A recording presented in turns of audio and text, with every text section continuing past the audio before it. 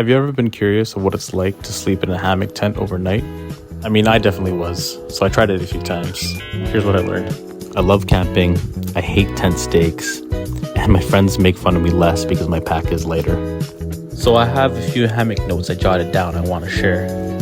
Personally, I'm going to need a coffee, and you're going to need a copy of The Rough Draft. And here are my camp notes on the hammock tent.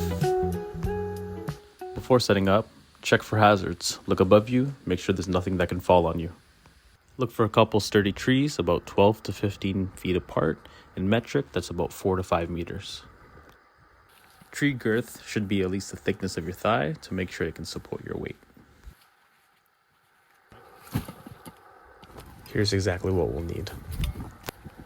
Tree strap, hammock fly, rope, the hammock.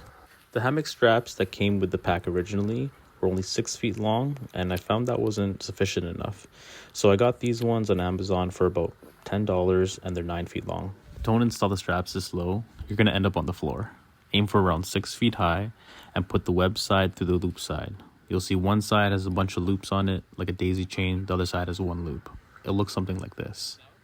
The base of the other tree sloped down toward the water, and it was a little thinner. So I had to tie the strap a little higher, and a few more times, and it looked like this. At this point, I think this is my 4th time setting up this hammock tent. And every time, it packs down really well, it's super light, and I love taking it on trips. Try to attach the hammock lower on the strap, or you might end up like this. With the variety of different attachment systems that you can use on the hammock, the one mine uses is a carabiner on the loop. So it's pretty simple, and it's pretty user-friendly. If you want to get technical and you're kind of type A, bring a protractor. You need about 30 degrees from the hammock line to the tree. And of course, try to keep the hammock evenly spaced and centered. Even after all that setup, countless YouTube videos and research, you might set it up and realize that, hey, that's too low. It's alright. Get up, readjust, and try again. When you sit down, aim for your legs to be at 90 degrees, like in a chair. End of the day, if you're not comfortable setting it up, get somebody with more experience to help you out. For this setup, the supervisor approves. And now it's time for my standard swing test. Back and forth. Now I started thinking, do I really trust my spine with this? Now it's time to set up the hammock fly, bridge fly, rain fly, tarp. A lot of names for this thing. Before that though, you're going to need to set up a ridge line below the hammock straps so that it still covers you when you sit in it. This should protect you from the elements like rain, sun, and wind. Set up the fly in a diamond formation, tied one of the guy lines to a tree, and on the other side, I tied it to a huge rock. I hate tent stakes. You can pause around here for some product specifications. Use 2 prusik hitches on 2 points of the ridge line, and I tied it to the loop found on the tarp. This way, I can adjust the tarp back and forth without having to do any knots. Speaking of which, here are some hitches to brush up from scouts. Now let's have a look inside. To make it a little bit more comfortable, you want to add a foldable foam pad. This one's from Decathlon and it's about $20. Other stores sell it close to $70 to even $100. The R value of this depends on the season, but it should give you a little bit of warmth during the nighttime. Another alternative is a hammock quilt. Do your best to flatten it out before you lay in it. The next item within this compression sack as part of the sleep system is my mummy sleeping bag.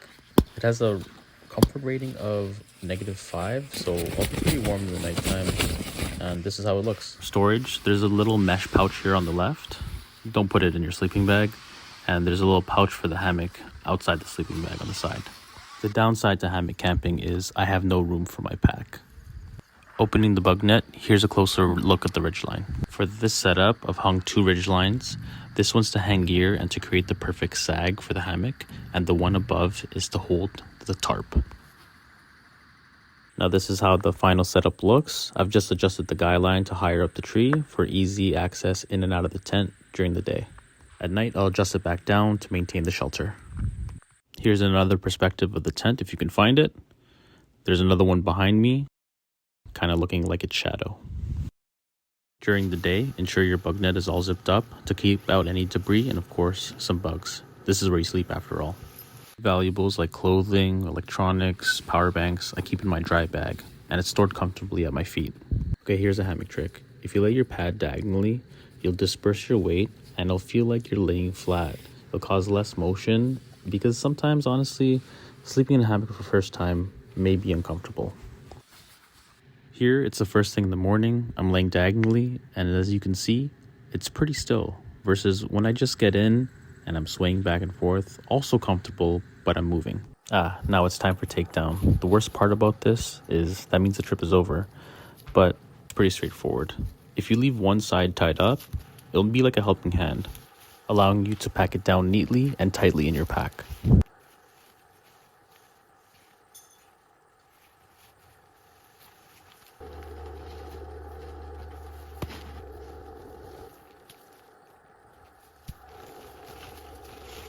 Before packing away anything, I like to give it a few good shakes to get rid of any leaves, debris, or especially bugs.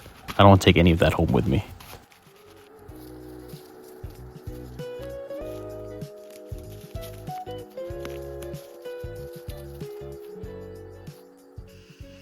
Friendly reminder to leave no trace and leave the site better than when you found it.